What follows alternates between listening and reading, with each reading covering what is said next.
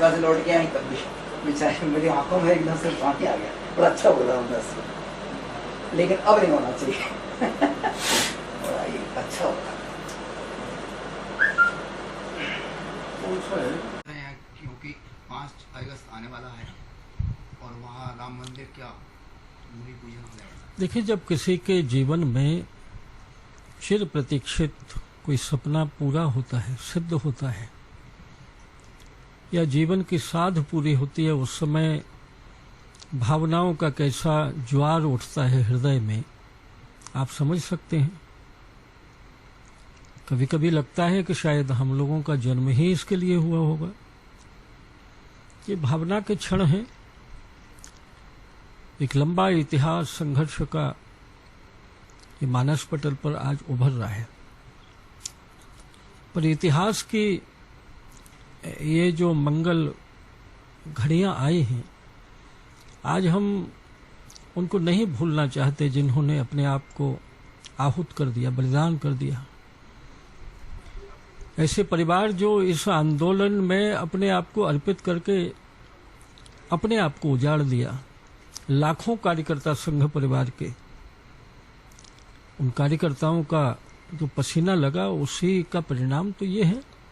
और इसलिए 1528 से लेकर सुप्रीम कोर्ट के फैसले तक जिन्होंने अपना बलिदान दिया, जिन्होंने अपने पसीने से सींचा इस महान आंदोलन को, उन सबको मस्तक झुका के प्रणाम कर रहा हूँ। आज मैं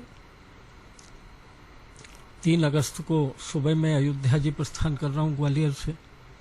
चंबल का जल कलश ले जा रहा हूँ, पीताम्बरा पीठ की पवित्र माटी को ले जा रहा हूँ। 4 तारीख को वहां मैं सौंपूंगा न्यास को। राम जन्मभूमि तीर्थ क्षेत्र न्यास के अध्यक्ष पूज्यपाद महंत नृत्य गोपाल दास जी महाराज ने मुझे आदेश दिया है कि आप इतिहास की इस बेला में अयोध्या में रहिए 4 से 6 तक। उनके आदेश का पालन करते हुए मैं अयोध्या नगरी पहुंच रहा हूं। भैया जी, आपने भी उसमें भाग लिया था जब बाबरी मस्जिद ढाई गई थी अयोध्या में, तो कैसा मतलब आपको उसमें कुछ क्षण ऐसे हैं जो याद आ रहे हैं? देखिए, वो दुर्भाग्य से इस देश में उस ढांचे को बाबरी मस्जिद हैं, वो मस्जिद नहीं थी। दुनिया में कहीं मस्जिद होती है जहां देवताओं की मूर्ति हो खंभों पर, वजू का कुआं नहीं हो, पश्चिम मुखी होती है। इसलिए उस ढांचे को मस्जिद कहना ठीक नहीं है। वो भारत के पराभव का प्रतीक मानकर औरंगजेब के सेनापति ने खड़ी की थी। ये विदेशियों के विजय का चिन्ह था, आक्रांताओं का।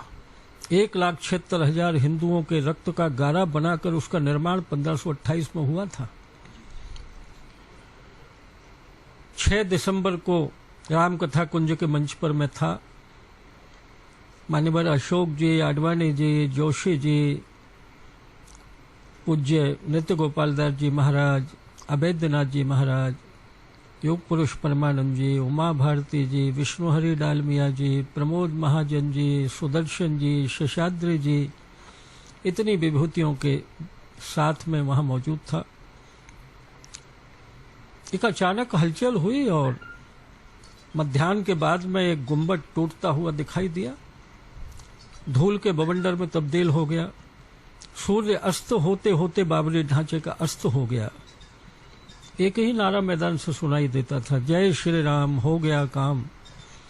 और जब एक संत ने कहा कि इन ईंटों में लाते मत मारो, ये तुम्हारे विजय का चिन्ह है, तो सारी ईंटें भी गायब हो गईं। लोग माथे से लगाते हुए अपने घर ले गए। मैदान साफ हो गया। सूरज उगा 7 दिसंबर का, तो टाट के अस्थाई मंदिर में रामलला विराजमान थी। भैया जी, अभी जो 5 अगस्त का दिन है, काफी ऐतिहासिक दिन है।